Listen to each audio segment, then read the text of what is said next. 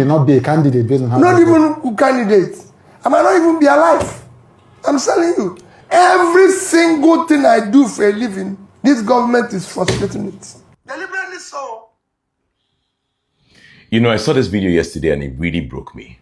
It did things to me that I cannot even express. No one should be made to go through these things because they want to lead. Simply because they want to lead and see Nigeria be better. I was asking myself yesterday, why am I doing this? What do I really want for this country? What do I really want for Nigeria? I can sit back and just say, oh, it don't really concern me. I can afford my house rent. I can afford power bill. I can afford to travel. Oh, I can even afford not to vote. When January reach, I will just go somewhere. When I don't vote finish, I will come back. But that's not what it is for me. I want to see a better Nigeria. I was thinking, okay, why does it have to be P2B? It doesn't have to be P2B, to be honest. I am not looking for P2B. I'm not looking for tribe. I'm not looking for Igbo.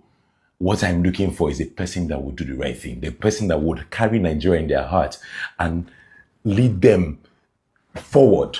Not one step forward and 10 steps backwards. And it got me thinking. I used to support Fela Dorotoye when he used to come out for presidency. And it was not because of his tribe. It was because of his personality, who he was, and his vision for this country. And I haven't seen anybody that's been able to do that as much as PO has. I want a better Nigeria. That's what I'm crying for. I want people that will make leadership decisions that would favor the entire country, not just a certain tribe. Because the truth about it is, when they flood Lagos, no be only Igbo they flood though. Everybody join there, Igbo, Hausa, Yoruba. When insurgency starts, it's everybody. When the kidnapping starts, it's everybody. They don't ask you what's your tribe. So this is not a tribal war. This is a call for change, for genuine change. A call to end bad governance. Let's just have people in governance that feel what the people feel. I don't want this to be a long video. Guys, everybody, let us put hand. They have extended INEC PVC's registration. If you want to get your PVC, it's been extended by over 2 weeks now. It ends on the 26th of July. Please don't say it's frustrating you. From start to finish, you can start the process on the INEC portal. I'll put the link in my bio.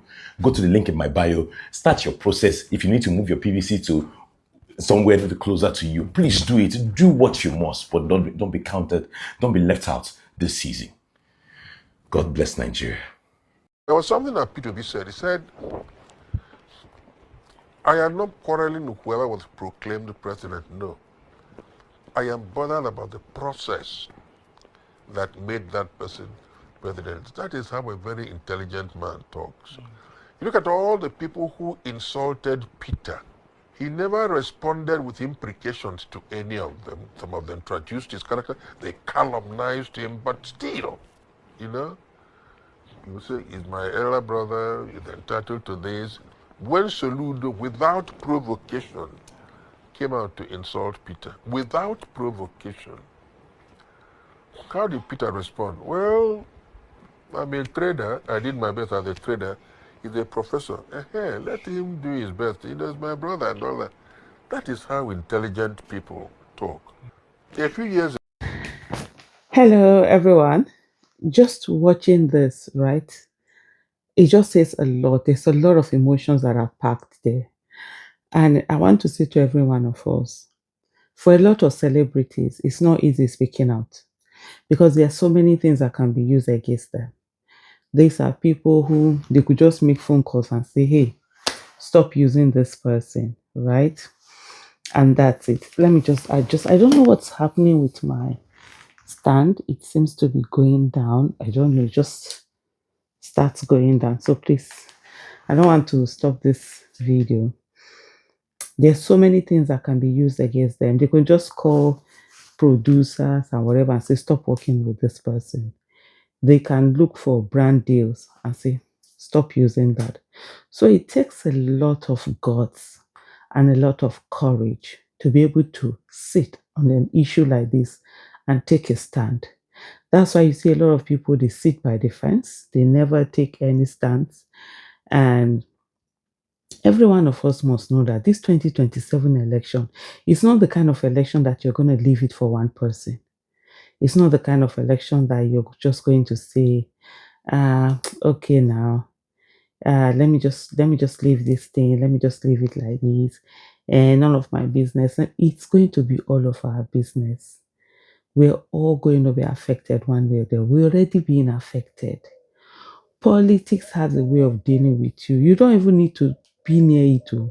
It will be the one that will come and meet you and be dealing with you where you are. And none of us can just say, okay, no matter how much you think you're earning, if you look at what it was or what the value was years ago, yeah, there are people whose lives have become tremendously better just because. But at the end of the day, our lives, is it that our lives are really better? Or it's an illusion of betterment? The country is getting increasingly bad and bad and bad. And the people who have currently hijacked power are not the kind of people that you think will be satisfied with so much. They are insatiable. They don't have any iota of say, no, it's okay like this. We've gotten to this place. Let's leave it like that. There is so much. And the craziness of it all, should worry every Nigerian. Things are really there. And everybody, we need to take a stand. Sitting by the, on the wall or on the fence or whatever, that's not the place. That's not the place we are looking at right now. And like it really is, nobody is looking for a saint. Nobody is saying that Peter B is a saint. Of course, he's human. He has certain things that he will do wrong that we're like, no, or certain things you feel like. But it's collectively, all of us coming together, working together. If Peter Obi becomes president today, you can't leave him alone and say you're not going to make demands on him. Of course, you make demands on him. You follow him through bumper to bumper. And that's one of the things that we feel that as Nigerians. We always leave issues. We just move on. We don't want to be part of it. We just say, that's just not it. That's what we've done constantly.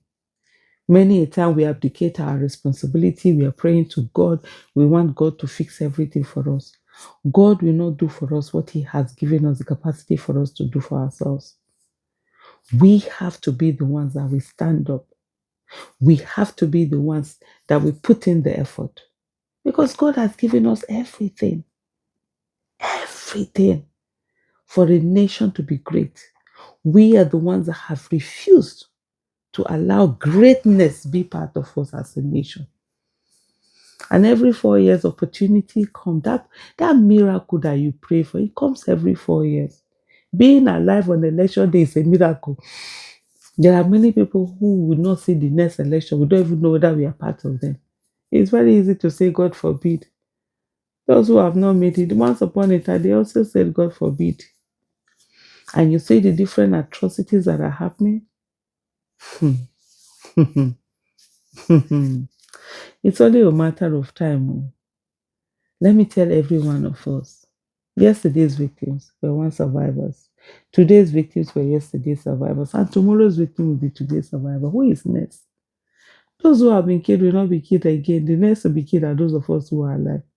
The victim card is going around. Being a victim in Nigeria is no longer a matter of if you'll be a victim, but a matter of when you will be a victim.